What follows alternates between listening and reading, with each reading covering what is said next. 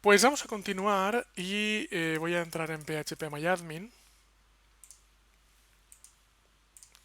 Vale, yo pongo, tú no hace falta que lo pongas, pero yo pongo usuario y contraseña. Voy a entrar dentro de la base de datos que hicimos el otro día. Vale, y el objetivo de hoy, hay varios objetivos en el día de hoy, evidentemente, todos ellos muy importantes, pero el primer objetivo consiste en analizar, en desgranar poco a poco las peticiones cruzadas, ya que yo te diría que cuando una base de datos está en producción, en real, es decir, cuando una base de datos es de verdad, yo te diría que el 90% de las peticiones que hagas a la base de datos incluirán datos de varias tablas a la vez.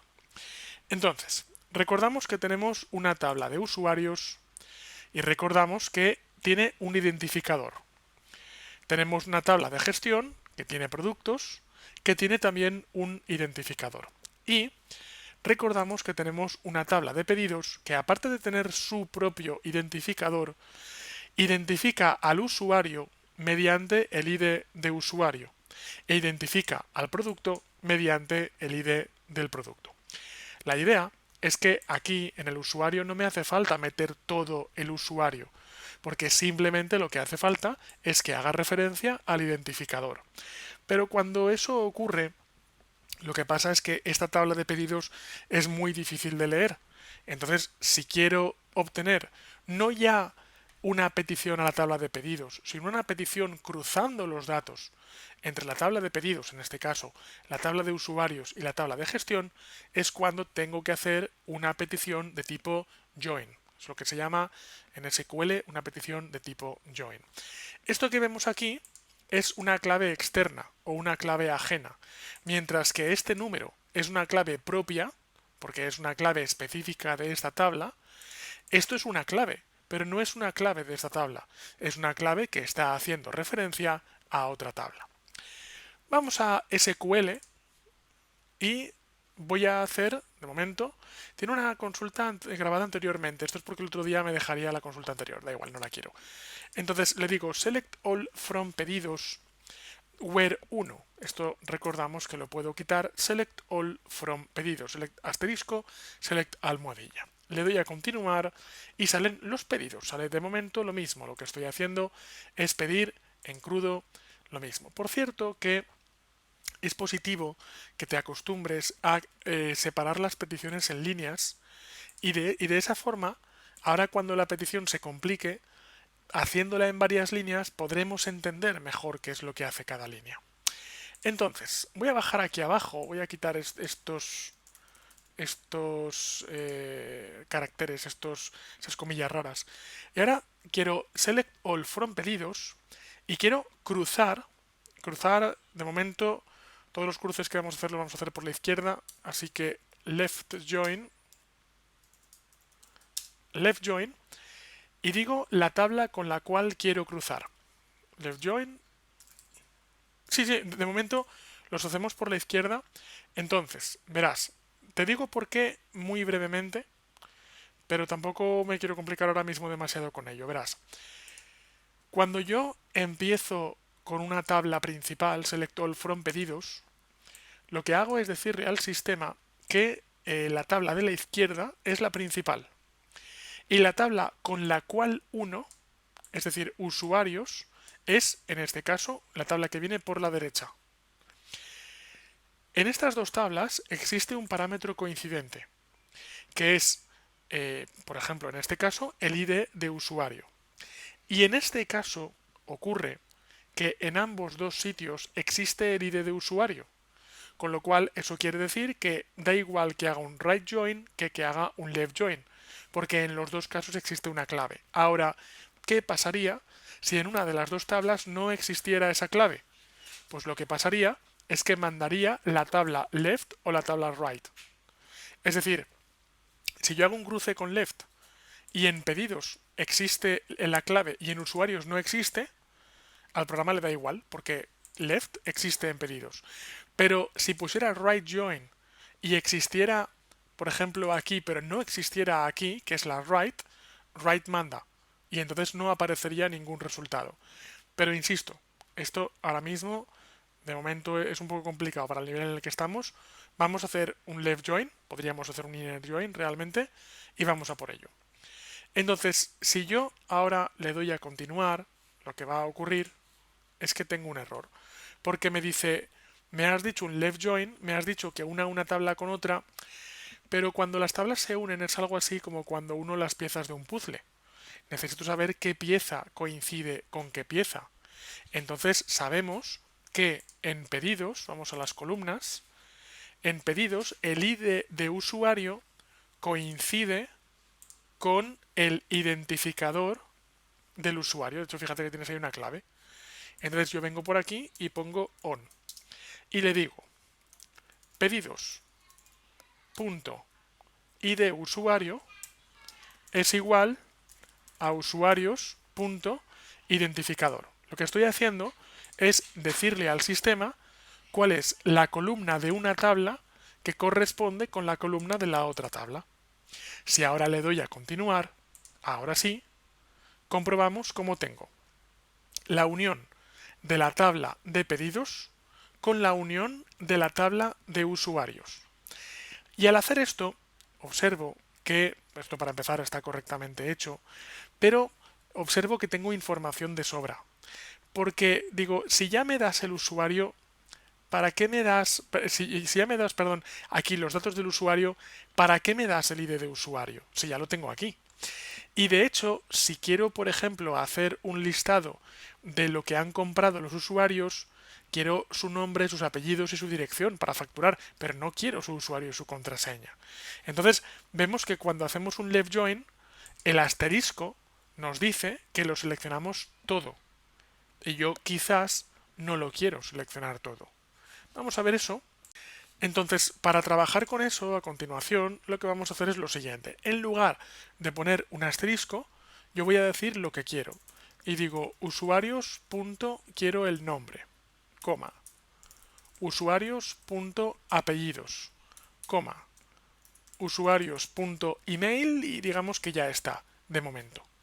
¿Vale? Entonces, yo vengo por aquí, le doy a continuar y solo obtengo los tres campos que yo he especificado. Por defecto, si yo no digo nada, sale el nombre original del campo. Yo puedo utilizar una cosa que se llaman alias, que es poniendo as, y pongo, lo ideal es que ponga comillas, sí o sí, todas las veces, pongo nombre del usuario, as, apellidos del usuario, y as, email del usuario. Esto no modifica los nombres de las columnas originales, pero me permite que al formatear la salida, pues aparezca un poquito más, digamos, mejor formateada, ¿vale? Aparezca un poquito más clara. Yo a continuación voy a separar un poquito esto. No pasa nada porque pongas espacios. Aparte estoy poniendo espacios para que entiendas mejor el significado de cada bloque. Yo puedo hacer aquí varios joins. De hecho, como ya te digo, hacer varios joins cuando la base de datos se complica es lo más normal del mundo. Entonces yo vengo aquí y digo left join. Left join, ¿dónde estás? Gestión. Y ahora tengo que decir qué es lo que coincide con pedidos punto y de producto es igual a gestión.identificador. Cuidado, porque en este caso lo que ocurre es que he empezado ya a filtrar, ¿vale? Entonces continúo, sale de momento lo mismo, pero como he empezado ya a filtrar, ahora vengo por aquí y digo pedidos. No, espera. Sí, pedidos. Cantidad as cantidad de producto pedido, coma, gestión.nombre as producto comprado, coma, gestión.precio as precio del producto y, tal y como hicimos el otro día, pedidos.cantidad multiplicado, y esto quiere decir que hay operadores aritméticos, multiplicado por gestión.precio as subtotal, por ejemplo. Y entonces, lo que ocurre ahora es que le doy a continuar y fijémonos que tenemos que nombre de usuario, apellido del usuario, email del usuario, cantidad que ha comprado, producto que ha comprado, precio que vale cada unidad, precio del producto por unidad podría haber puesto y subtotal. Y de esta forma, como verás, tenemos una petición que, bueno, nos ha costado unos cuantos minutitos de hacer, pero como te puedes imaginar, pues es una petición totalmente y absolutamente útil desde el punto de vista, a ver, un momentín, a ver que quite notificaciones, ahí, vale, desde el punto de vista de pues, cruzar varias tablas y evidentemente poder trabajar con todos estos datos. Ahora, esta petición, como ya te digo, nos ha costado un poquito de hacer y ahora debo tener mucho cuidado. Es más, debo tener mucho cuidado, no. Debo tener mega cuidadísimo porque si yo ahora pincho en cualquier otra parte de la interfaz de usuario, yo voy a perder esta petición. Entonces, es una petición que, oye, pues me ha costado un poquito de hacer y no quiero perderla. Para empezar, evidentemente, te podría decir que la podemos copiar y podemos abrir un procesador de textos y la podemos pegar, ¿vale? Para no perderla, pero es una manera un poco chapucera de no perder la información. Entonces, para ello te voy a decir que aquí abajo hay una serie de herramientas, tales como por ejemplo puedo imprimir la consulta, puedo copiar la consulta al portapapeles, puedo exportarla, no ahora luego a continuación te voy a hablar de exportaciones e importaciones, puedo crear un gráfico, pero la herramienta de la cual te quiero hablar ahora mismo es la herramienta de crear vista. Una vista es algo así, para decirlo coloquialmente, como una petición SQL que tú te guardas para más adelante. Y ahora verás por qué. Voy a crear una vista, pincho crear una vista, y el sistema, vale, me dice ver nombre. Esta vista se va a llamar pedidos de cliente. Evidentemente hereda la petición, ¿vale? Voy a no poner espacios, por si acaso, no me mola mucho. Voy a poner guión bajo. Y ya está. Así que le doy a continuar. Vale. Y ahora quiero que te des cuenta de lo siguiente, y es que aquí a la izquierda, donde antes tenía tablas, ahora además tengo vistas. En vistas yo voy a poder crear diferentes vistas, pero de momento tengo una llamada pedidos de cliente y si hago clic en pedidos de cliente te darás cuenta de que con un solo clic obtengo el listado de elementos que hay dentro de esa vista. Pero es que te digo más. ¿Para qué sirve una vista? Si yo exporto o imprimo esto, esa exportación es estática, quiere decir que sale lo que haya en ese momento. Pero las vistas son dinámicas. Y esto lo que quiere decir es que si yo ahora voy, mira, a crear un nuevo pedido, por ejemplo, y quiero crear un nuevo pedido donde el usuario 1 va a comprar el producto 2 y va a comprar 4 unidades del producto 2. Voy a continuar, evidentemente no relleno el identificador, ya sabes.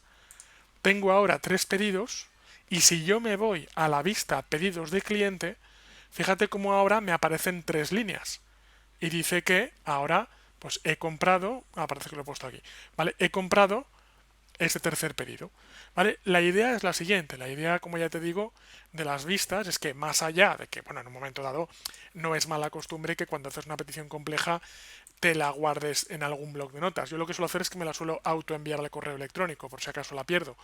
Pero además de ello, si la vista la vas a reutilizar más adelante y en breve, es bastante bueno, es bastante recomendable que te hagas una vista para poder llamarla tantas veces que quieras. O bien, atención, o bien desde la propia base de datos o bien desde el propio lenguaje de programación. Porque fíjate que aquí no estoy dejando de hacer un select from pedidos de cliente. Y tú dirás, ¿qué ventajas tiene esto? Pues la ventaja es muy sencilla. Cuando estemos trabajando en un lenguaje de programación y cuando haga una petición a una base de datos, como te puedes imaginar, es mejor en el lenguaje de programación hacer esto que hacer esto de aquí, ¿vale? También te digo que esto que te acabo de decir es un poco interpretable en el sentido de que hay diferentes estilos de programación. Entonces, hay personas que lo que hacen es decidir que ya que hay una base de datos y ya que la base de datos tiene potencia, vamos a hacer todo lo que podamos en la base de datos y vamos a darle a la base de datos las consultas lo más mascadas posibles. Y hay personas, o sea, a la base de datos, perdona, al lenguaje de programación, quería decirte. Al lenguaje de programación vamos a darle las consultas lo más mascadas posibles. Y hay otras personas que dicen, no, no, yo lo que prefiero es que la base de datos me dé los datos en crudo y ya filtraré yo en el lenguaje de programación. Y a día de hoy, no, después de años de experiencia, no te puedo decir si una es mejor que la otra. Yo particularmente suelo hacer la primera, que es intentar hacer todo lo que pueda en base de datos y dárselo mascado al lenguaje de programación, porque ya haré otras muchas cosas en el lenguaje de programación. Pero hay veces, cuando he tenido que trabajar en equipo, que he tenido ese tipo de discusiones. Cuando te digo discusiones, no te digo discusiones agrias, ¿sabes? Sino lo que los ingleses llaman discussions, ¿vale? O sea, conversar y decidir, ¿vale? Y hay veces que pues alguien que está en el equipo se maneja muy bien con lenguaje de programación y dice, bueno, pero ¿por qué no puedo hacerlo con lenguaje de programación? Y dices, a ver, pues por ningún motivo en particular, quiero decir, no hay nada que lo prohíba, ¿vale? No hay nada que lo deje de recomendar, pero bueno, pero ya que estamos, ¿sabes? Entonces, esa es un poco la cuestión. Vamos a continuar. Bien, hace un momento no he querido hablar de la opción de exportación porque quiero hablar ahora de forma específica, ¿vale? Quiero hablar de todo lo que se puede hacer con las opciones de exportación y de importación, no ya tanto de MySQL, sino de esta aplicación de PHP Entonces, si yo tengo, por ejemplo, una serie de usuarios, puedo exportar cualquier tabla. Voy a empezar con la tabla de usuarios porque es especialmente ilustrativa. Entonces, lo que voy a hacer a continuación es darle a exportar.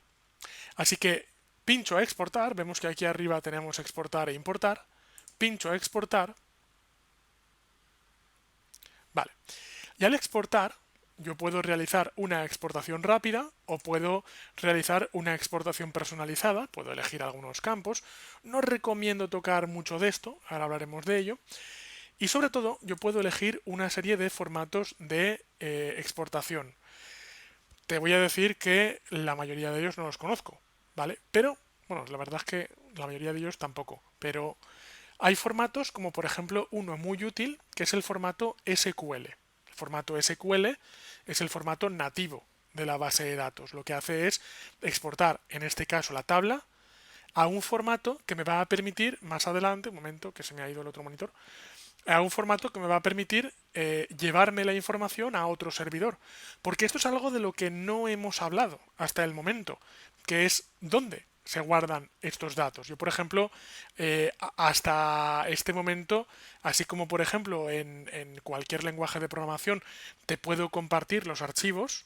En este caso no te he compartido los archivos correspondientes a base de datos, porque no hay archivos. Y esto técnicamente que te acabo de decir no es cierto, por cierto, ¿vale? Pero vamos a decir que no hay archivos. O sea, todo se gestiona a través de PHP Pero supongamos que tú dices, no, yo es que quiero mi información, me la quiero llevar, ¿vale? Si te la llevas en formato SQL, luego lo puedes importar dentro de cualquier otro servidor MySQL. Puedo exportarlo, por ejemplo, en formato PDF, ¿vale? El archiconocido formato PDF. Voy a exportar unas cuantas. Vamos a ver diferencias. Vamos a ver diferencias. Esto minimizo. Vale, SQL. Lo exporto, me hago una carpeta exportaciones y exportaciones, parece que sea. Vamos a ver, exportaciones. Vale. Y edito el archivo SQL. ¿Vale? Y si te fijas, aparece en un lenguaje de programación. Aquí está.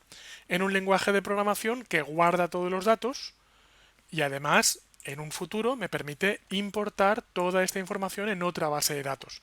Y eso ya sé que ya te lo he dicho antes, pero te vuelvo a repetir porque es importante.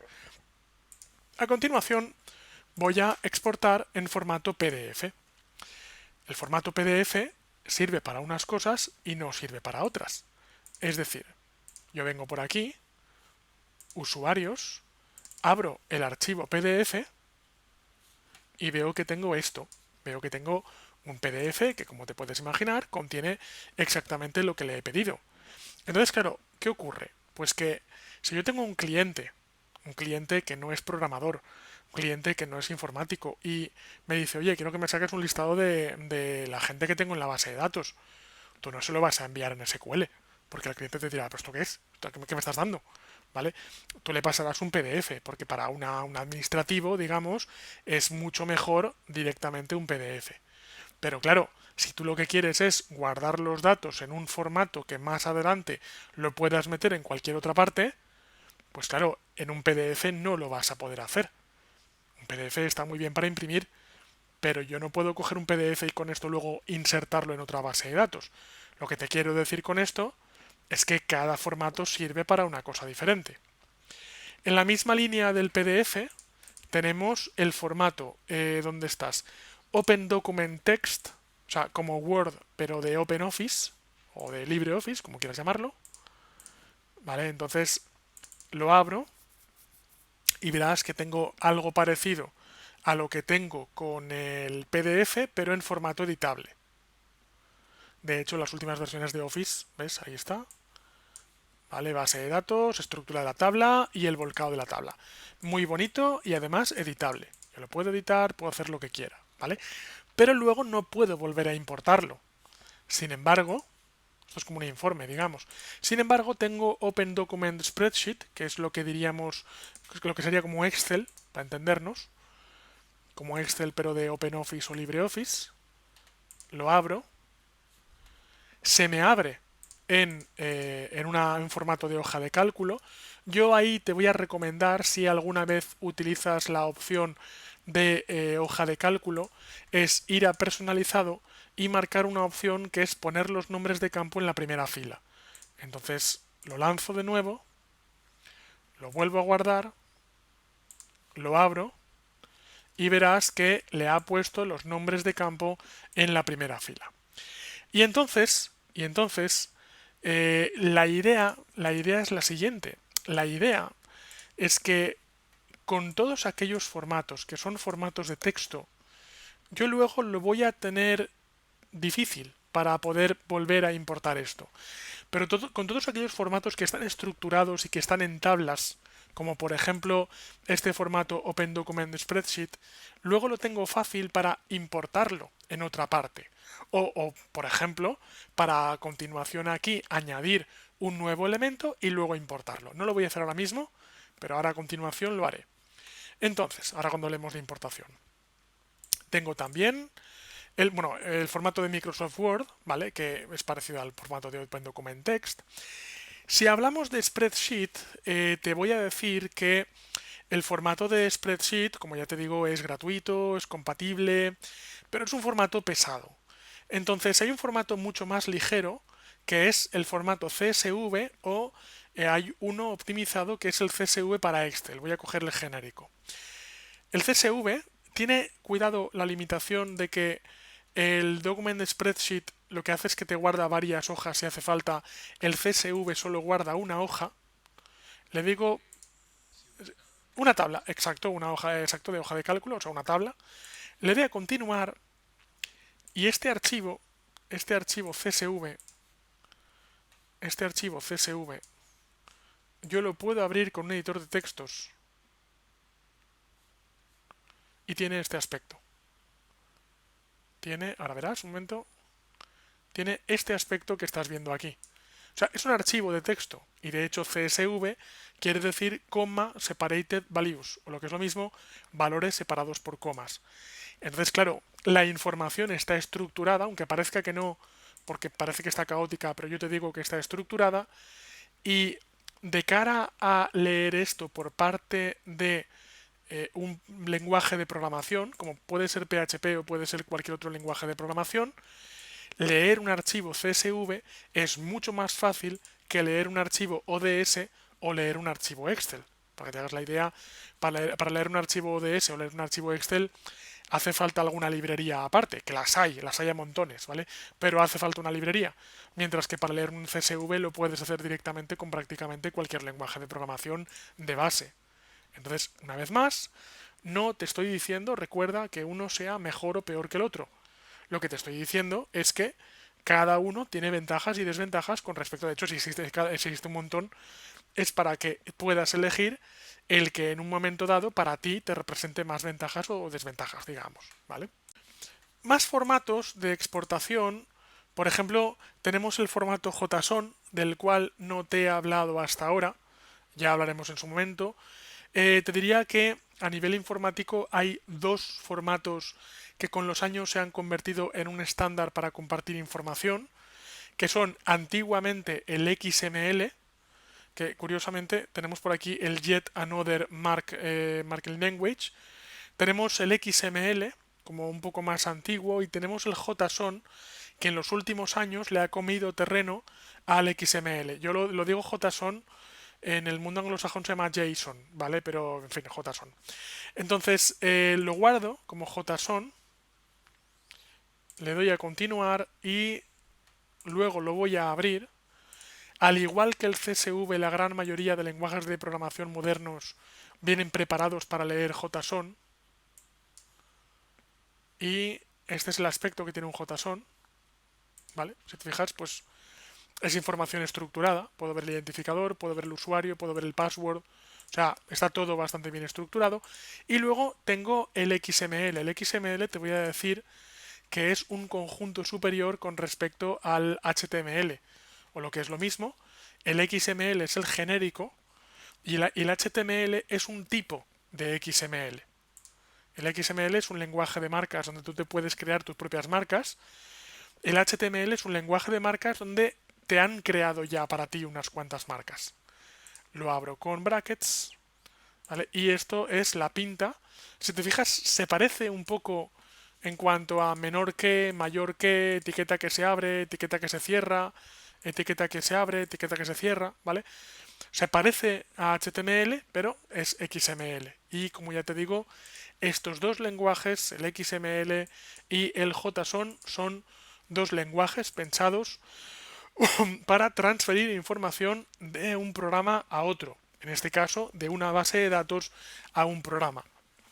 Quiero decirte, por cierto, que JSON quiere decir JavaScript Object Notation, o lo que es lo mismo, notación de objetos para JavaScript. Pero eso no quiere decir que sea únicamente para JavaScript. Eso quiere decir que originalmente este formato se creó para JavaScript, pero a lo largo de los 10 últimos años, más o menos, se ha convertido en un estándar para compartir información en prácticamente cualquier lenguaje de programación, aunque en ninguno de los pasos esté JavaScript por el medio. ¿Vale? O sea que si alguna vez buscas información y ves que pone JavaScript Object Notation, no te líes. O sea, es para cualquiera. Luego, evidentemente, tenemos otros formatos, tales como, por ejemplo, pues claro, PHP Array me lo saca en una matriz de PHP. Pues bueno, si en algún momento dado voy a hacer una exportación y esa exportación la voy a meter directamente en un programa de PHP, pues puñetas, pues ya la tengo en formato PHP. Es decir, yo por ejemplo, imagínate que quiero meter algo dentro de un programa PHP, pues yo podría sacar un formato CSV, el formato CSV es compatible con cualquier lenguaje de programación y luego en ese lenguaje de programación podría parsear ese CSV para trocearlo. Pero claro, si estoy en PHP, ¿para qué quiero coger un CSV y empezar a trocearlo si lo puedo sacar directamente en un array nativo? Pues esfuerzo que me ahorro. ¿Vale? Entonces, simplemente pues que sepas que se puede hacer. Luego hay otros formatos que yo siempre he considerado más extraños, como el formato LaTeX, donde LaTeX es algo así como el Open Document Text o el Word, pero para escribir documentos científicos o documentos académicos. LaTeX es un editor de textos, pero que funciona todo con códigos, digamos, ¿vale? En el mundo de la investigación se usa bastante, en el mundo del día a día no tanto. Entonces es un formato bastante extraño. Yo una vez a las 1000 tengo algún alumno que me dice, oye, si yo he utilizado LaTeX para la tesis doctoral, pues vale, pero no es lo más común. MediaWiki Table, MediaWiki es el software que hay detrás de la Wikipedia. Entonces, si yo entro en la Wikipedia y me voy abajo del todo, abajo del todo, abajo, súper abajo, mega abajo del todo, verás que pone Powered by MediaWiki. Yo puedo hacer clic en este enlace, esto mucha gente no lo sabe, y puedo ir a mediawiki.org, get MediaWiki, y me puedo bajar el software de la Wikipedia. O sea, no me puedo bajar la Wikipedia, como te puedes imaginar. Lo que hago es que me bajo el software de la Wikipedia, lo que quiere decir que yo me puedo crear mi propia Wikipedia en mi página web. Pero claro, ¿cuántas veces uno hace esto? Pues muy pocas. Es decir, igual en algún instituto, en algún centro de formación haces esto a fines docentes, pero no es lo más normal del mundo que alguien se instale una Wikipedia, ¿vale? Entonces, pues claro, de la misma forma, pues tampoco es muy normal que una base de datos se pueda sacar como tabla de MediaWiki, ¿vale? Y lo mismo con el formato text-y-text. O sea, la idea, lo que quiero que sepas es que en algún momento tú vas a tener que sacar información de MySQL, la vas a tener que llevar a otra parte, y lo que quiero decirte con esto es que quiero que sepas que hay múltiples formatos en los cuales puedes sacar la información y cada formato tiene una utilidad diferente. Hay formatos para ir de MySQL a MySQL y hay otros formatos para compartir información de MySQL con otras cosas, digamos. Y una cosa muy importante que te voy a decir es que esta opción de exportación es la que también sirve para hacer copia de seguridad.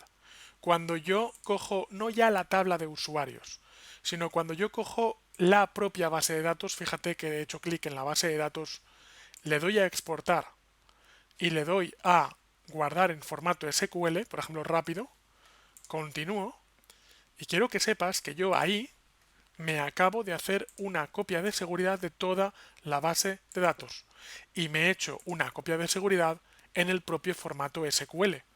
Eso quiere decir que si yo me cargo la base de datos, yo puedo recuperar la base de datos completa utilizando ese archivo SQL.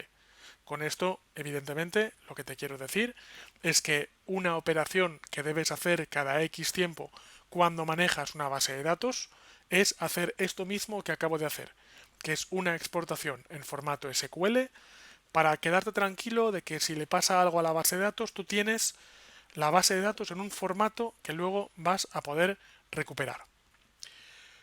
Y ya sé que me preguntarás, porque es lo que me pregunta todo el mundo, de, vale, ¿y cómo puedo hacerlo automatizado? Que no lo haga yo manualmente, sino que se haga automatizado.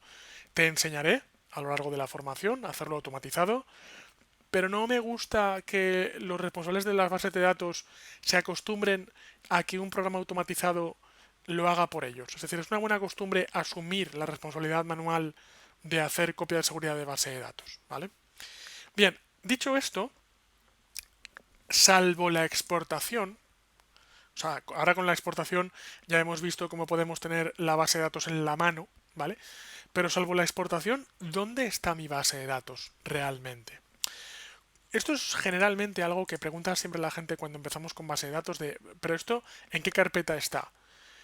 Y yo suelo decir, para intentar distraer la atención de la gente, yo suelo decir, esto no está en ninguna carpeta. Esto está en la memoria del ordenador. Eso es mentira, evidentemente, ¿vale? Pero lo suelo decir porque la verdad verdadera es que esto está en una carpeta del disco duro, pero tú no debes tocar nunca bajo ningún concepto esa carpeta. Si te preguntas dónde está, yo te diré que está, por ejemplo, en mi caso, en el MAMP. En tu caso, en el SAMP es muy prácticamente igual. Me voy al MAMP y dentro del MAMP veo que por aquí tengo, bueno, parece que DB, MySQL, vale. Estoy en DB, la carpeta DB, creo que en tu caso igual se llama MySQL, me parece, ¿vale? En lugar de DB. MySQL 5.7, en mi caso, y veo que tengo una carpeta que se llama curso aplicaciones web. O sea, tengo una carpeta por cada una de las bases de datos que tengo aquí. Y ahora a continuación entro dentro de esta carpeta y tengo unos archivos FRM y unos archivos IBD. Los archivos FRM son los que tienen la descripción de la tabla, los archivos IBD son los que tienen los datos de la tabla. No los toques. No, no, te lo digo en serio. No, espera, momentín. Te digo por qué. Nosotros estamos trabajando con un sistema de gestión de bases de datos que se llama MySQL. Cuando hablamos de un sistema de gestión, quiere decir que nosotros no gestionamos los datos. El sistema de gestión gestiona los datos. Nosotros nos comunicamos con el sistema de gestión. El sistema de gestión hace de intermediario.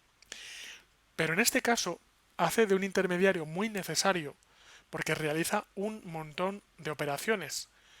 Te lo digo, si abres este archivo con algún editor de texto, te darás cuenta que es un archivo de texto y lo editas como diciendo, voy a editar por detrás la base de datos. Lo que puede ocurrir es que cuando cargues de nuevo la base de datos esté corrupta. Aunque le hayas metido una coma más o le hayas metido un registro más, estará corrupta o puedes correr el riesgo de que esté corrupta. Mi recomendación, o sea, yo te he dicho dónde están, pero de la misma forma que te digo dónde están, no los toques. Porque quien los toca es el sistema de gestión de bases de datos. De la misma forma, hay quien dice, pues mira, me cojo esa carpeta de curso de aplicaciones web, me la copio en un pendrive y me la llevo a otro ordenador. Y con eso he migrado la base de datos. No. Si haces eso, corres el riesgo a un 95% de posibilidades de que no te funcione. Lo de coger esta carpeta y copiarla en un pendrive y llevártela a otra parte, eso es un caso extremo. Eso es un caso en el que todo lo demás haya fallado, el motor de base de datos te haya reventado, el ordenador se haya ido a la mierda y digas, mira, esto es lo último que me queda, ¿vale? Con lo cual, si es lo último que te queda, pues vale. Pero si tú lo que quieres hacer es o bien una copia de seguridad o bien una migración a otro ordenador, la forma correcta de hacerlo es lo que te he enseñado antes, exportar en formato SQL, continuamos y lo descargamos. Esa es una exportación correcta de base de datos, ¿vale? Entonces, con esto lo que te quiero decir es que, o sea, no quiero decirte, porque claro, te estaría tratando como un niño, ¿vale? No quiero decirte, no toques esta carpeta, es como un niño caca, no se toca, ¿vale? O sea, quiero decirte que si la buscas está ahí, pero no está ahí para que se supone que la tengas que tocar, sino está ahí precisamente para que no la toques y para que la gestione de forma manual el sistema operativo. Vamos a hablar de importación y ahora a continuación hablaremos de motores de bases de datos y ahora luego realizaremos unas cuantas peticiones más a la base de datos. De la misma forma que se puede exportar, también se puede importar.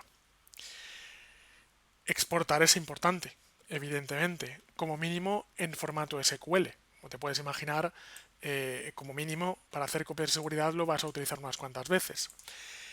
Al importar, lo que hacemos es meter información en bloque dentro del sistema. Yo puedo importar, no tantos formatos, pero puedo importar en formato SQL, puedo importar tabla media wiki de pasando.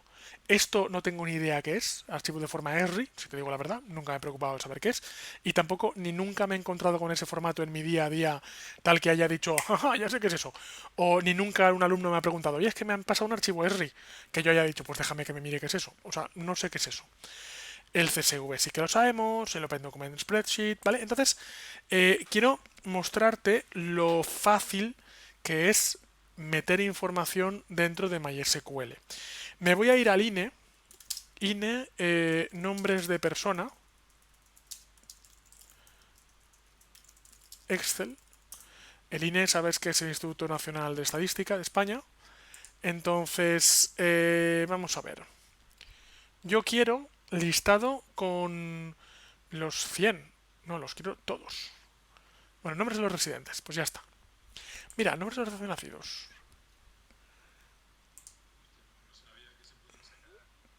Ma- Madre de Dios. O sea, en el INE no te puedes imaginar la de cosas que hay. O sea, no, no, escúchame, te lo digo en serio, en el INE hay de todo. En el INE es increíble. Entonces voy a darle a ir, año 2019.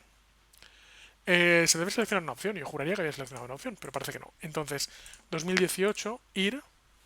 Y fíjate que me lo guardo en formato hoja de cálculo Office Open XML. Puñetas, se me había trabado.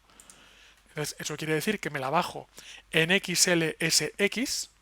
Cuidado porque Excel soporta Open Document Spreadsheet, pero no pasa nada porque si tienes instalado en tu ordenador el LibreOffice, te lo puedes convertir de Excel, ahora verás. Me lo voy a abrir con LibreOffice. Abro el archivo XLS, lo tengo por aquí, ¿vale? Vamos a ver si me lo coge correctamente. Este no está muy bien formado. Ah, total, vale, ahora sí. Muy bien. Pues quiero el total. Entonces, voy a hacer una nueva hoja de cálculo. Total, me copio esto. Me copio esto. Me lo pego aquí. Y entonces digo, nombre niño. Si podemos evitar la ñ casi que mejor. Nombre Nino. Total Nino. Nombre Nina. Total Nina. Y esta columna la elimino. Vale. Y ahora me guardo esto en... Vamos a ver. Voy a hacer una cosa. Es que esto no está muy bien formateado. Voy a coger esto. Lo voy a pegar aquí. Claro, exacto. Y eso para una base de datos es mejor. Y ahora, género.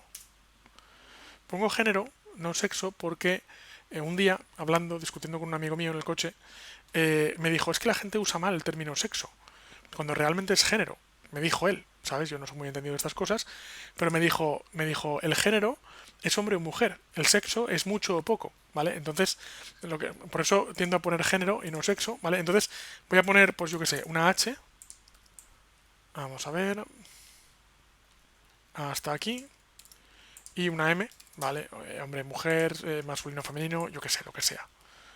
Vale, entonces... Ok. Alguna vez he contado esto en clase, y cuando digo lo del sexo mucho o poco, hay algún alumno que me dice, o nada. Y digo, bueno, o nada, también puede ser. Vale, entonces guardo esto y lo guardo en escritorio como nombres ninos y lo guardo, atención, en hoja de cálculo ODF como ODS. Entonces guardo y ahora, mira, y ahora yo me puedo venir aquí, me voy a tablas, le doy a importar. En cuanto coja el archivo automáticamente, como por la extensión, va a filtrar en Open Document Spreadsheet, ¿vale? No ha hecho falta que lo haga yo. La primera línea de archivo contiene los nombres de columna de la tabla, esto es muy importante, ¿vale? Y le doy a continuar. Si todo ha ido bien, ahora verás que en la base de datos curso aplicaciones web ha aparecido hoja 1, lo puedo cambiar, no te preocupes, y fíjate que tengo aquí importados automáticamente todos los registros de esa hoja de cálculo. Wow, ahí se ha ido. Bueno, no pasa nada, eso es lo de menos porque luego lo puedo formatear. ¿Vale? Pero fíjate que lo tengo automáticamente importado. A continuación te voy a decir que has visto que al importar, como yo me he dejado el nombre hoja 1, has visto que se ha quedado hoja 1. No te preocupes, no pasa nada, porque hay una pestaña específicamente llamada operaciones, dentro de la cual yo puedo realizar ciertos tipos de operaciones, como por ejemplo, en opciones de la tabla, yo puedo cambiar el nombre de la tabla a nombres ninos, ¿vale?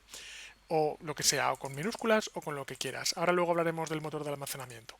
Entonces le doy a continuar y fíjate que el hecho de que apareciera hoja 1 pues no tiene ninguna relevancia porque yo lo puedo cambiar más adelante. De la misma forma, utilizando operaciones de exportación y exportación, te voy a contar un truco. Acuérdate de esto que te voy a contar porque es imprescindible y no es un truco de MySQL, es un truco de cualquier base de datos. Te voy a contar una historia que me pasó hace años. Es parecida a alguna historia que te he contado anteriormente en cuanto a alumnos excelentes que en un momento dado se traban, ¿vale? Con alguna parte de conexión a base de datos, por ejemplo. Esta no es la misma historia. Hace unos cuantos años estaba impartiendo un curso, antes hace años me dedicaba a eso, ahora ya mucho menos, de gestión de ERPs. De hecho, yo trabajaba con este software que se llama OpenERP, que ahora de hecho se llama Odoo. Es un nombre muy extraño, pero vale. Entonces, la idea es que cuando yo hago esto, yo aplico informáticamente el ERP y hay personas que lo gestionan. En este caso había una persona, se llamaba Diego, que era el encargado de gestionar el ERP. Entonces, claro, cuando hay un tema informático, voy yo y lo hago. Pero cuando hay un tema de, por ejemplo, importar la base de datos antigua de clientes, pues no es un tema informático, es un tema administrativo, ¿vale? Y lo hacía esta persona, que la empresa había delegado en él, llamado Diego. Entonces, me llamó una mañana, hace unos años, cuando estábamos con este proyecto, y me dijo, oye, mira, es que necesito una reunión contigo porque estoy muy agobiado, porque llevo 2 semanas intentando hacer algo y no me sale. Yo, ya cuando me dijo 2 semanas, dije, hostia, 2 semanas, como diciendo, tío, llámame antes, ¿sabes? O sea, no tardes 2 semanas en llamarme. Bueno, pues nos reunimos y el problema que tenía era el problema que te voy a contar a continuación.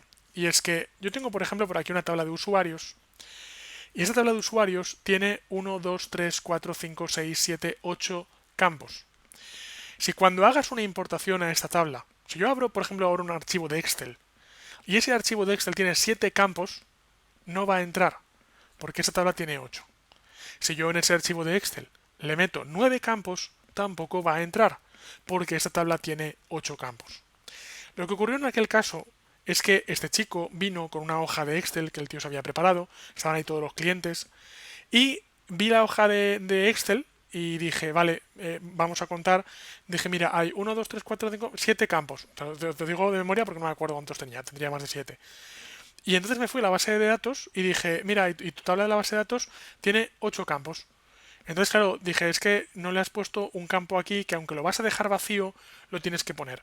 ¿Vale? Entonces le metí en la hoja de Excel un campo vacío, le cogí la hoja de cálculo, la metí en la base de datos, entró a la primera y yo, ese día, yo sentí en mis carnes lo que era la mirada de rayos láser de Superman.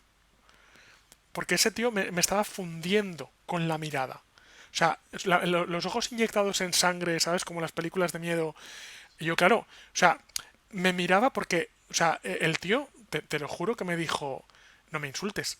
Y yo, claro, me giré como, perdona, no te he insultado, yo no insulto a nadie. Y me dice, no, o sea, no me insultes, te quiero decir de que, o sea, miénteme, dime que es más complejo. O sea, porque si tú llegas y lo haces a la primera, y yo llevo 2 semanas con esto, me hace sentir gilipollas. Con lo cual, dime que es un tema delicadísimo, que buah, qué difícil que era esto. Y yo, pues mira, no había caído, lo siento, ¿sabes? Entonces, lo que te voy a enseñar es el truco que le enseñé a esa persona ese día y el truco que enseño siempre en las clases de base de datos, que es un truco con el cual no falla la importación. Y el truco, porque ya te digo que si te falla la importación te puedes agobiar bastante.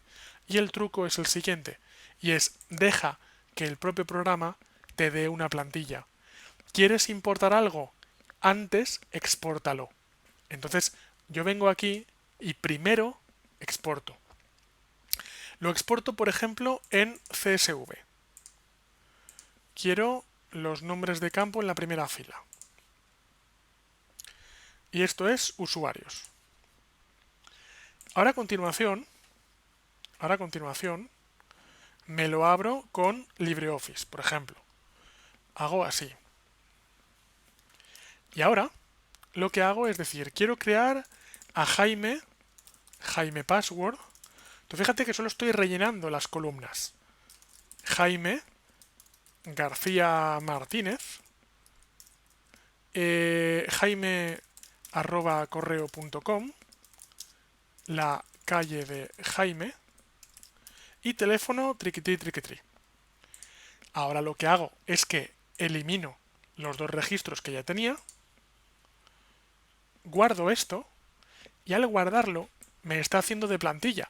Ya sabes que identificador no lo toco porque lo va a tocar automáticamente el programa. Entonces, a continuación, me voy a importar, me voy a seleccionar, me voy a usuarios, me voy a... ya está, ok, todo ok. Continúo, me dice... Ah, ¿qué pasa? Ah, sí, lo que pasa es que... Vale, ok, momentín. Bueno, dos consultas ejecutadas, vale, ok. Importo, momentín. Juraría que no he visto la opción de la primera columna contiene... no. Bueno. Sí, sí, no pasa nada. Mira, no te preocupes. Lo que voy a hacer es que... No sé si lo tengo por aquí abierto todavía. Sí, me voy a cargar la primera columna. Es que no me quiero cargar la primera columna. A ver, voy a probar. Un poco raro es esto. Importo. Usuarios. Ok. Claro.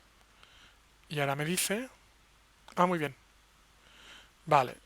Bueno, pues bueno, se queja de que el integer es incorrecto. Vale, pues... Pero fíjate que casi tenía ya ahí, ¿lo ves? De hecho me dice una columna importación ejecutada. No, no hay importación ejecutada. Vale, pues mira, como sé que tengo hasta el número 2, pues le meto el 3 y ya está. Vamos a darle ahí. Importo. Selecciono. Usuarios. CSV. Continuar. Y se acabó.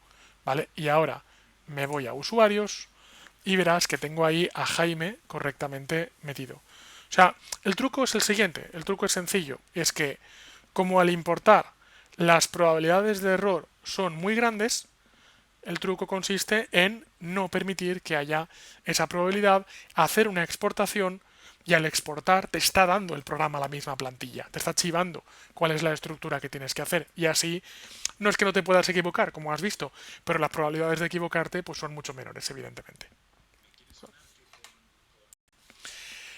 Como has apuntado muy bien, si yo lo guardo en... El problema no es guardarlo, el problema es importarlo. Porque, por supuesto que al guardar con Open Document, mi problema es el siguiente. Voy a exportar, voy a exportar, voy a decirle que Open Document Spreadsheet, le digo que personalizado y efectivamente pongo los nombres de campo en la primera fila, pero eso también lo tenía en el CSV. Y yo ahora lo que hago es importar, y esto me da miedo. Me da miedo por una razón muy sencilla. ¿Qué ha ocurrido antes cuando hemos importado un archivo ODS?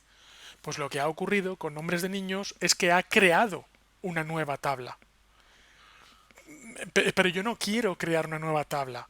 Yo lo que quiero es importar en una tabla previamente existente.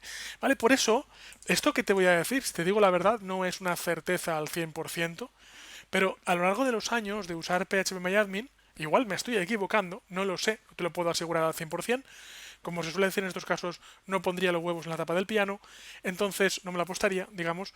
Entonces lo que suele, o sea, lo que yo suelo hacer es que si lo que quiero es crear una base, o sea, una tabla en la base de datos, uso el formato ODS, y si lo que quiero es importar en una tabla existente, uso el formato CSV. Ya te digo que, así como hay otras cosas que te puedo decir que tengo una seguridad del 100%, de esta no. Pero claro, nunca he querido arriesgarme a meter usuarios encima de usuarios y que me fastidie la tabla anterior de usuarios. Igual no lo hace. Igual lo detecta y la mete a continuación, pero no lo sé, nunca me he querido arriesgar. ¿Sabes? Quiero hablarte de una cosa que no te va a ser importante ahora, pero quizás te sea importante el día de mañana, que es la siguiente. Cuando yo creo una nueva tabla, voy a hacer como que creo una nueva tabla, no la voy a acabar de crear. Te he explicado los parámetros de nombre de columna, tipo de dato, longitud, valor predeterminado no, pero bueno, tenemos comentario de tabla, tenemos cotejamiento, Y esto es por si en una base de datos en español yo fuera a guardar, por ejemplo, una tabla con caracteres en chino. No es normal, pero podría ser, y si lo fueras a hacer, que sepas que se puede hacer. Es decir, se puede variar la colación o lo que se llama el cotejamiento para una tabla concreta. Pero un parámetro del que no te he hablado, no te va a ser importante hoy, pero quiero que lo recuerdes para más adelante. No te vas a acordar, pero quiero que recuerdes que te lo expliqué y que tendrás un vídeo en el cual tenías el detalle. Pero no pretendo que te acuerdes de esto de memoria para una serie de años. Es el motor de almacenamiento. No te he dicho nada de esto todavía. Cuando creamos una tabla por defecto viene el motor InnoDB. Y no te he dicho nada porque el motor InnoDB es el correcto en la gran mayoría de los casos y por eso en la gran mayoría de los casos no hay que cambiarlo. Ahora bien, si despliego esta lista, veré que tengo el antiguo formato MyISAM. El antiguo formato MyISAM existe porque tenemos el merge MyISAM, el MRG Merge. Tenemos un formato llamado memory que yo lo recomiendo mucho a alumnos, por ejemplo, de videojuegos. Ahora te explicaré por qué. Tenemos el formato black hole, que es agujero negro, que lo que entra ya no sale. O sea, es un formato de base de datos donde lo que metes lo tira. Y tú dirás, fantástico formato de datos, que dato que meto, dato que tira, ¿vale? En alguna ocasión, hace muchos años, como te puedes imaginar, leí la documentación y dije, ¿para qué sirve esto? Y en la documentación pone un caso de uso que es para diagnóstico, que sí que sirve, pero como te puedes imaginar, no se usa todos los días. Y luego tengo el formato CSV, que me guarda realmente la base de datos en formato CSV, y el formato archive, que lo que hace es que la comprime. A continuación te voy a explicar cada uno de estos motores de base de datos. Te lo voy a explicar si puedo, porque suelo encontrar una tablita bastante chula en la propia documentación. MySQL Storage Engines. Vamos a ver. Sí, pero no. Bueno, voy a coger esto y voy a coger esto. Vamos a ver. Vamos a ver. Sí, pero no. No, no, no, no, no, no. Ajá, esto sí. Vale, muy bien, ahí estamos. Vamos a ver. Tiki, tiki, tiki. Vale. Para empezar, vamos a ver. Una de las principales ventajas que tiene InnoDB es que tiene Row Level Locking. Si nos fijamos, de hecho, aquí, si pincho InnoDB, me aparece por ahí Row Level Locking y claves foráneas, ¿vale? La palabra en la que tienes que fijar es locking, que es el bloqueo. ¿Qué es lo que ocurre cuando dos personas acceden a una misma base de datos?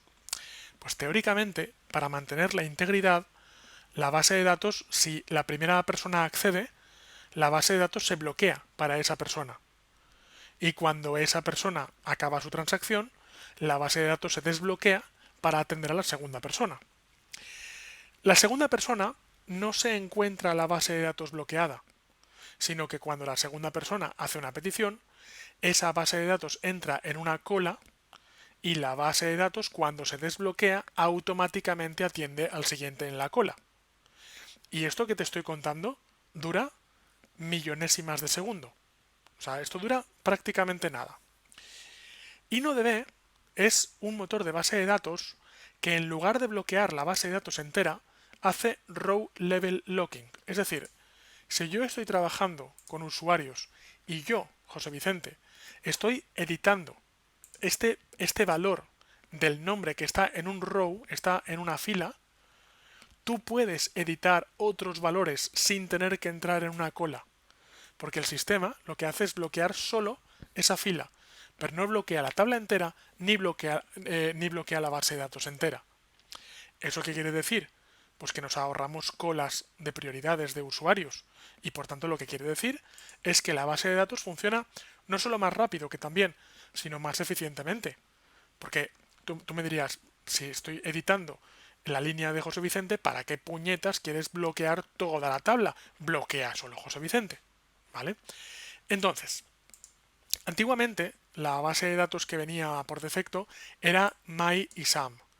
MyISAM tiene una buena, aquí, tiene una buena, digamos, un buen ratio de carga, pero sin embargo tiene Table Level Locking, no Row Level Locking. Lo que quiere decir es que cuando tú lees, te bloquea toda la tabla hasta que acabas de realizar tu transacción, ¿vale? Entonces, es por esto que MyISAM, desde luego, sigue valiendo, pero desde hace unos cuantos años, no sé, 6-7 años, la tabla que viene por defecto, el motor que viene por defecto es InnoDB. Te vuelvo a decir lo mismo del otro día. Hay que tener en cuenta que esto tiene un efecto perceptible por el usuario cuando estamos hablando de tablas gigantescas. Cuando hablamos de la gran mayoría de aplicaciones, tú nunca vas a notar la diferencia entre InnoDB o MyISAM. ¿Vale? Esto es cuando hablamos de tablas brutalmente grandes. Ahora, MyISAM tiene una ventaja que no tiene InnoDB, que tampoco creo que vayas a usar en tu vida, y es más, deseo que lo uses, porque si lo usas es que te irá muy bien, ahora lo verás, y es que tiene un motor que es el Merge MyISAM. El Merge MyISAM lo que hace es que agrupa una serie de tablas idénticas MyISAM. ¿Esto qué quiere decir? Pues ahora verás. Supongamos que yo soy, insisto, imagínate, un gobierno, ¿vale?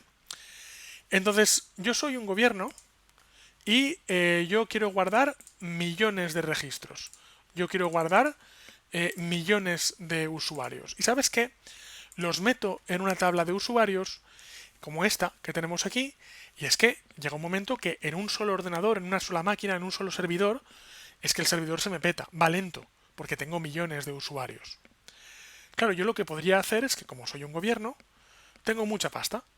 Entonces lo que hago es que no quiero montar un servidor, quiero montar 10 servidores. Quien dice 10 dice 100. Y lo que hago es que a cada servidor le meto un grupo de personas. Pero cuidado, pero quiero que cuando yo haga una búsqueda, yo no tenga que ir servidor 1, busco, servidor 2, busco, servidor 3, busco. Yo quiero que esos X servidores se comporten como si fueran un solo servidor de base de datos. Eso es lo que se llama un clúster MySQL, y cuando haces eso, tú puedes guardar en cada servidor una tabla diferente, pero si quieres que la misma tabla esté en diferentes servidores, en ese caso tienes que usar el merge MyISAM. Entonces eso lo que hace, que insisto, es maravilloso, pero es un caso muy concreto, y por cierto, es maravilloso, pero configurar eso es la muerte. O sea, configurar eso es la leche de complicado, pero evidentemente cuando lo tienes configurado pues vale la pena si lo usas. Te sirve precisamente para eso, para tener como una especie de lo que se llama computación distribuida, ¿vale? El que varias máquinas puedan participar a la vez en un mismo cálculo. Bien, tenemos también CSV, que como te puedes imaginar, mete la información en campos separados por coma, como cuando hemos exportado, ¿vale? Entonces, las tablas CSV no están indexadas. Entonces, lo que te quiero decir es que por defecto no se usa el motor CSV, solo se utiliza para exportar, pero no para guardar información. Ahora, tú sabes lo que son los archivos zip, todo el mundo lo sabe, pienso. Cuando tú tienes un archivo, cuando tienes una carpeta muy grande, tú la zipeas. Pero ¿qué pasa si luego quieres buscar dentro de esa carpeta? Pues no es tan sencillo. O tienes que abrir el archivo zip o tienes que descomprimirlo. Entonces, el motor archive sirve, y atención a las dos condiciones que te voy a poner, sirve para poner cantidades de datos muy grandes para que no ocupen tanto en el disco duro, porque al final esto usa disco duro, como te puedes imaginar, pero el acceso a esas tablas, dado que están comprimidas, es lento, es muy lento. Entonces, claro, tú imagínate que eres un gobierno y accedes pues, una vez al año a la declaración de la renta de un usuario. Claro, si tú accedes a un dato una vez al año, pues igual la guardas en Archive, porque es un montón de información y tú no accedes todos los días. Si es información a la que accedes todos los días, no te vale la pena meterla en Archive. Pero si es información a la que accedes una vez al año, ¿para qué la quieres guardar en InnoDB si es que la vas a acceder una vez al año? Con lo cual, en ese caso, te interesa guardarla en formato Archive. Insisto, solo para datos que te utilicen gigas y gigas y gigas. Si no, o sea, recuerda large amounts, ¿vale? O sea, cantidades muy grandes. Bien, luego tenemos el formato Black Hole. El formato Black Hole lo que hace es que las peticiones que realices siempre devuelven un conjunto vacío. Y en este caso, fíjate que aquí nos pone una pequeña descripción y dice, estas tablas se pueden usar en configuraciones de replicación donde los statements se envían a los servidores esclavos, pero el máster no contiene su propia copia de la información. Es decir, ¿te acuerdas que antes, por ejemplo, con el merge MySam te he puesto un caso en el que varios servidores hacen lo mismo? Entonces tú imagínate que digo, sí, quiero enviar información, quiero que los esclavos se guarden la información, pero el maestro no se la guarde. Pues es uno de los pocos casos en los que me puede interesar un motor que aparentemente no sirve para nada, como es el Black Hole. Te estoy explicando para qué sirve, dudo muchísimo que lo llegues a utilizar nunca, ¿vale? Pero por si alguna vez te lo preguntas. Y ahora, hay un motor que, sobre todo, como te digo, en operaciones de videojuegos, a los alumnos que tengo de ese tipo de alumnos sí que se la suelo recomendar, que no está aquí, que es Memory.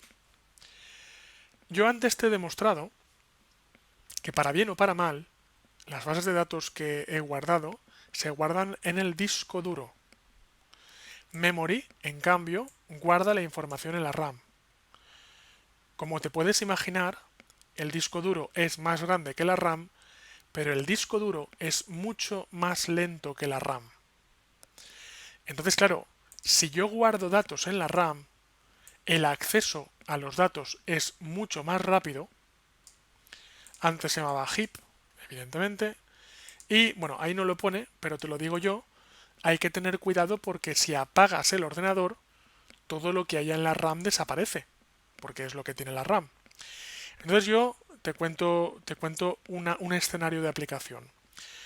Yo tengo alumnos que desarrollan videojuegos y, por ejemplo, en una tabla de un videojuego tenemos no 3 usuarios, sino que tenemos 3000 usuarios en un juego online.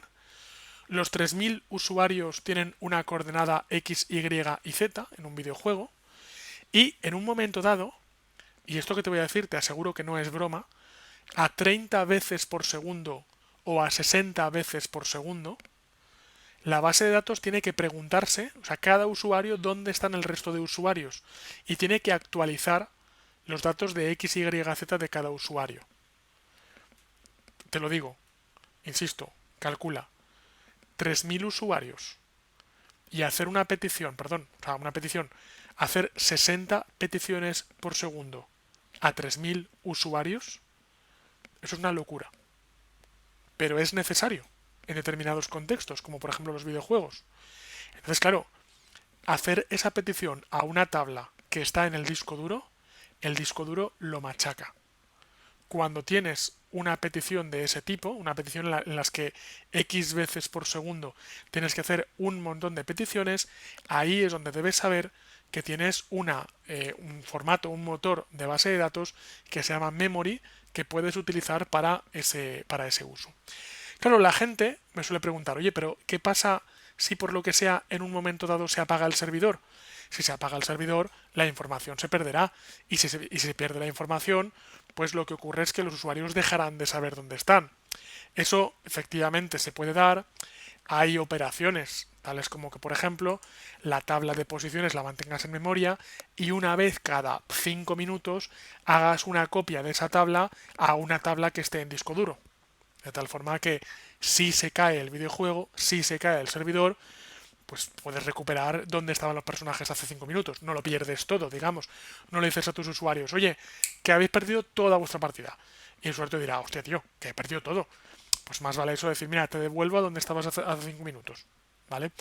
Entonces, ya te digo que te estoy poniendo el ejemplo de X, Y, Z, pero imagínate que esa tabla guarda X, Y, Z, vida del personaje, armas del personaje, salud del personaje, objetos recogidos.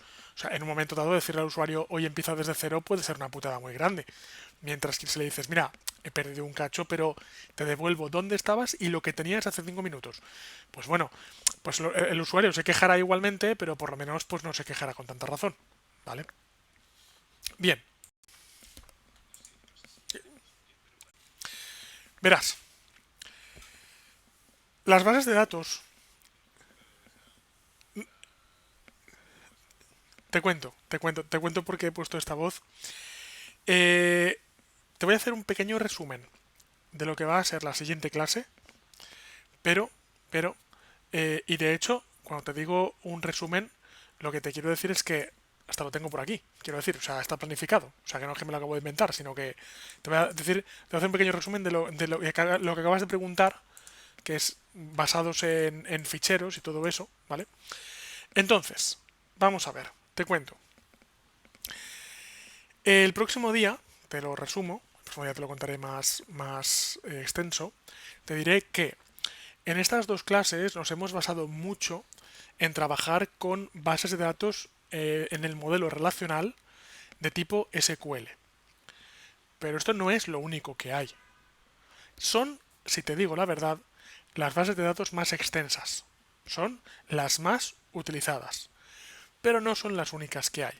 En la próxima clase tengo previsto hablarte de bases de datos en archivos planos, bases de datos documentales, bases de datos de imágenes, bases de datos no basadas en tablas, bases de datos donde cada registro puede tener una duración diferente, ¿vale? Pero antes de hablarte de eso, que eso será en la próxima clase, porque eso se saldría mucho de lo que estamos haciendo hoy, vamos a acabar MySQL bien, pero antes de hablar de eso, sí que quiero responder a tu pregunta. Si no la llegas a hacer tú, sinceramente yo no la hubiera, o sea, no lo hubiera resuelto, porque es algo que intento hacer como que no existe. Ahora bien, no, pues sí, ahora verás por qué. Cuando yo creo una nueva tabla, aquí en tipo de dato, vengo por aquí y veo que existe el campo blob. El campo blob almacena, en este caso, una longitud máxima de 65.000 bytes. Pero no te preocupes, porque también tenemos campos tiny blob, tenemos medium blob y tenemos long blob. El long blob almacena 2 a la 32. Mira, para que te hagas la idea, lo estás viendo ahí en la pantalla, hasta 4 gigas.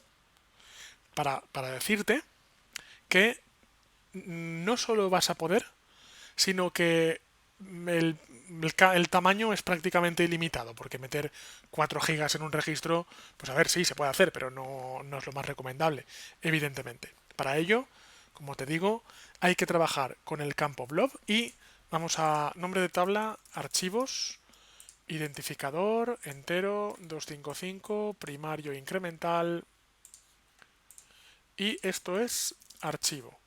Lo meto como campo blob de momento, ¿vale? Ahí no pongo nada y le doy a guardar. Y ahora, si yo me voy a archivos y yo me voy a importar, veré, perdona, importar, insertar quería decir, veré cómo yo puedo seleccionar un archivo. Me dice máximo 64K, pero ya sabes que puedo utilizar o medium blob o long blob para tener más información. Ahora bien, ahora bien, dicho esto, yo me voy a curso de aplicaciones web y yo veo que ahora mismo esta base de datos me está ocupando, y no es que te lo diga, sino que lo estás viendo en la pantalla, 80K.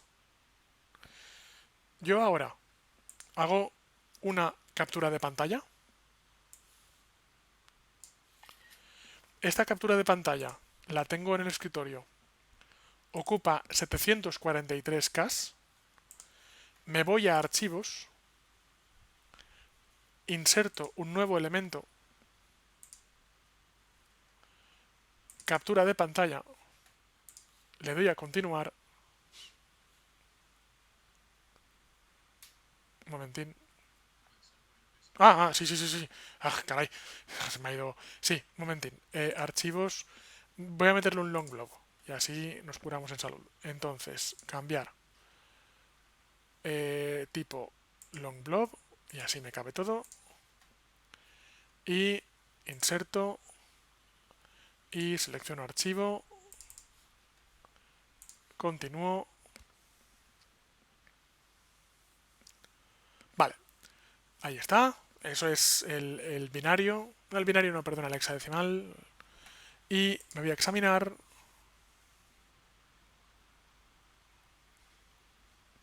Vamos a ver.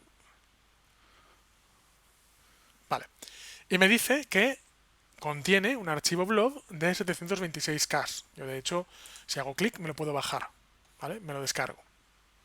Es un archivo binario, pero bueno, da igual. Lo puedo reinterpretar para que sea una imagen. Eso es lo de menos. O sea, tranquilo que no está ya atrapado para siempre. Pero lo que me importa es que yo ahora me voy a la base de datos. Y la base de datos, bueno, ahora me dice que ocupa 80K. Se ve que no ha acabado de actualizar. Pero claro, como te puedes imaginar, esa base de datos no ocupa 80K. De hecho, si le doy a exportar, pues verás que curso aplicaciones web, exportar. Y de hecho creo que esto me va a servir para ilustrarte lo mejor posible. Vale, esto ocupa ahora 1,5 megas. Y si yo ahora lo abro con un editor, permíteme ponerme un poco dramático, pero quiero ilustrar un concepto que ahora a continuación te voy a explicar. De hecho, no, digo, está bloqueado. Digo, juraría que ha pasado de mi cara, pero no, está ahí de la que te pego. Ahora cuando abra ese archivo, que ya te digo que está tardando porque es 1,5 megas, a ver si lo puedo intentar abrir con otro. El Gedit no sé si lo tengo operativo. Ajá, Gedit, pero también le va a costar. Y TextEdit no lo tengo disponible, vale. Bueno, pues vas a ver que si antes eran 80K, de hecho, que no es que te lo diga yo, sino que tenemos una exportación de antes. Mira. ¿Ves? Si yo subo arriba, phpMyAdmin, tiquititacata, archivos, y esto de aquí, eso de ahí es la imagen, es la imagen, es la imagen, es la imagen, es la imagen. Es la imagen, es la imagen, es la imagen, es la imagen, es la imagen, es la imagen, es la imagen. Es la imagen, es la imagen, y aquí al final tengo el resto de la base de datos, los nombres niños y todo eso.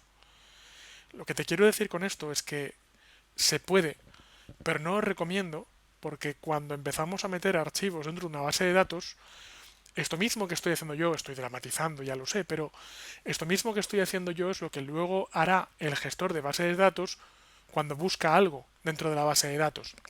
Insisto, te lo vuelvo a decir, estoy dramatizando, no es realmente así. No es que para buscar un nombre de un niño se va a tragar toda la información binaria de la imagen, no es tampoco eso. Pero lo que te quiero decir es que la base de datos crecerá hasta que el 99,99% de lo que ocupa sean los archivos y el 0,001 sea texto para buscar. Y entonces será como buscar una aguja en un pajar desde el punto de vista en que el motor tendrá que ir apartando un mogollón de información que realmente no le sirve para buscar. ¿Vale? Entonces, por eso mi respuesta a tu pregunta es sí, se puede. Y no solo quiero que sepas que se puede, sino te demuestro cómo se hace, pero una vez demostrado esto, te digo, no te recomiendo hacerlo. ¿Vale? Mira, vale. Cuando en una aplicación tú lo que necesitas es que el usuario suba imágenes mediante una cosa que ya veremos, que es el formulario HTML, que gracias a PHP es capaz de hacer que la información realmente suba al servidor, hay un campo de tipo input que es file, que te permite subir archivos, imágenes o lo que tú quieras. Ahí hay dos tipos de estrategia. Una de ellas es, voy a hacer por aquí, una de ellas es la estrategia de guardarlo en campo blob, pero otra, que es la que suelo utilizar yo, es la información en texto la guardo en una carpeta y la información de imagen guardo el nombre de la imagen en la base de datos pero el archivo lo guardo directamente en la carpeta correspondiente. Y así, la tabla de la base de datos sabe dónde tiene que ir a buscar. Es decir, es una solución mixta. En la base de datos, en lugar de guardar la imagen completa, guardo el nombre de la imagen, para que luego cuando proceso ese registro, le digo al sistema, vete a la carpeta de imágenes y búscame la imagen que tiene este nombre concreto. Vale, y ahora por último, y cuando digo por último, quiero decir que en la próxima sesión vamos a aprender a cómo conectarnos a una base de datos MySQL desde un lenguaje de programación.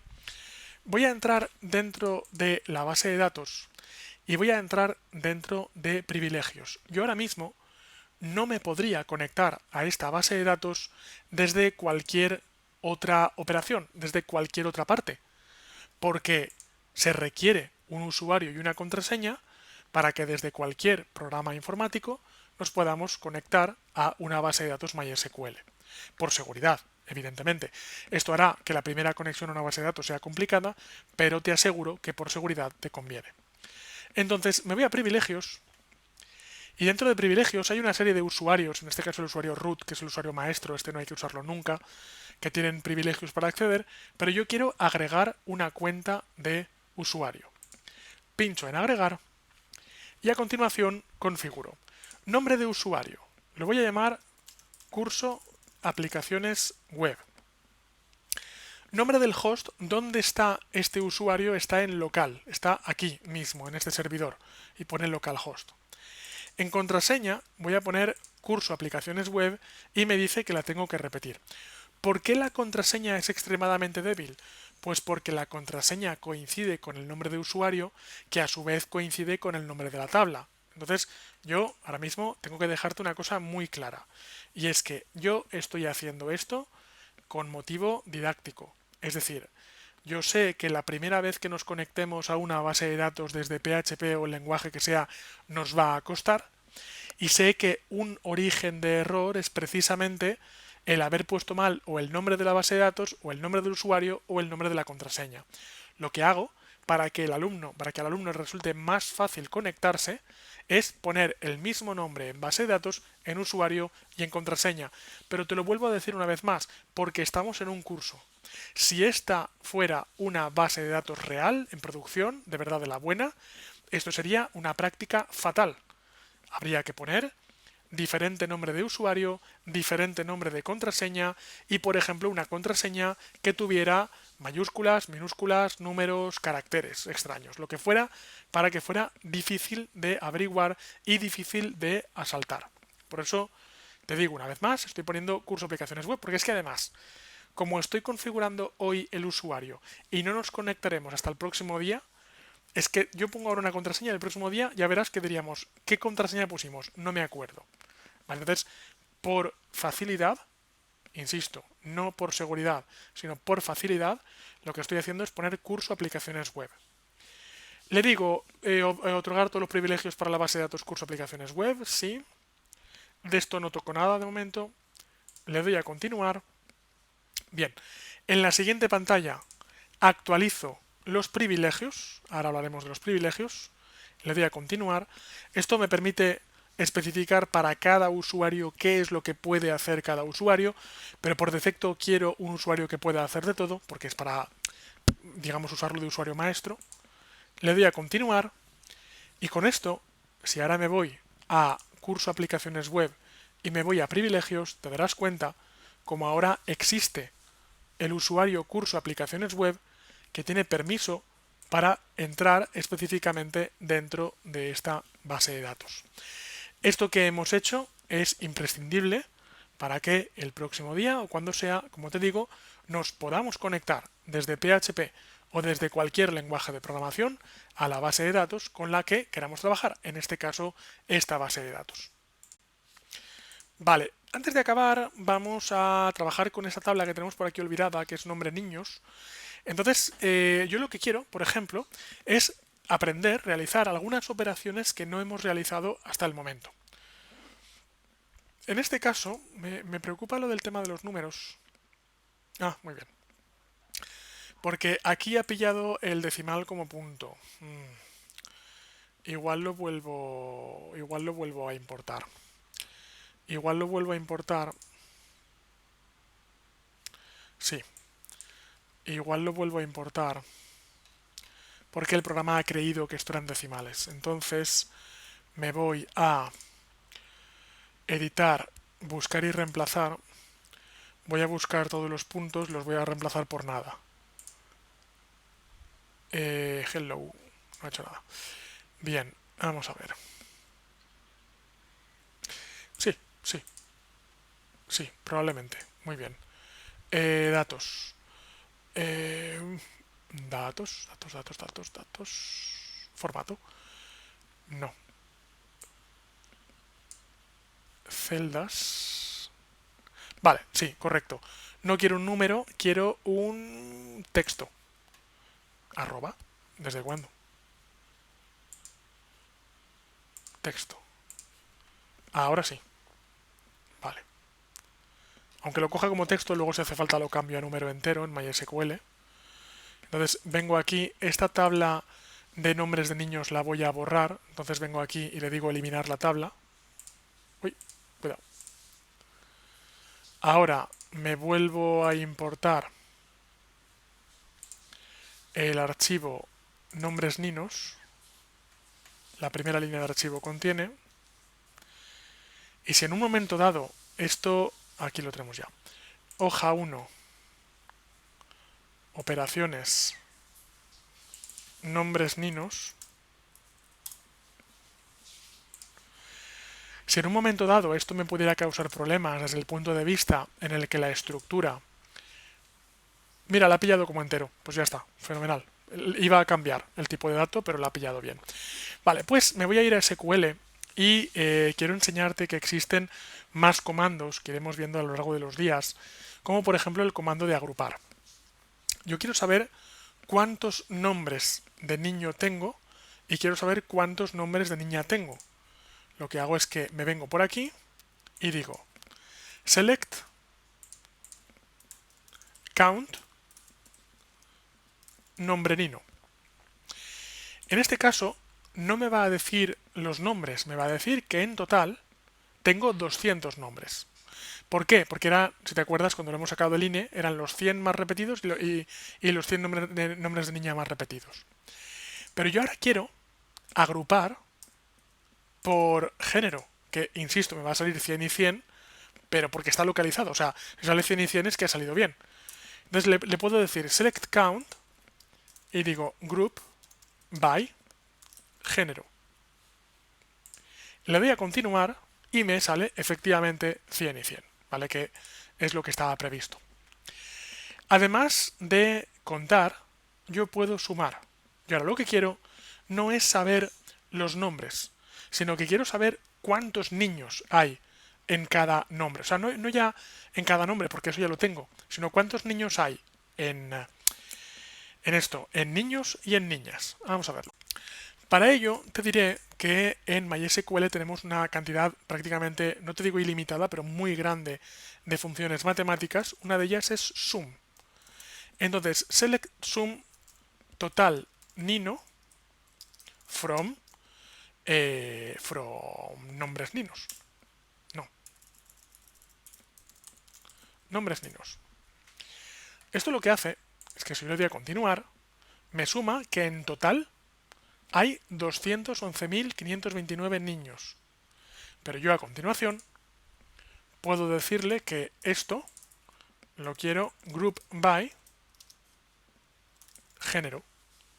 Y entonces, déjame ponerle aquí género, sum total nino. Así no tengo dos datos anónimos, sino que tengo el género y el dato.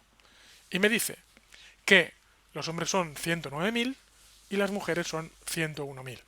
Es decir, todo esto, evidentemente, que ahora mismo sobre un campo de nombres de niño puede resultar un poco chorra, pero realmente no lo es.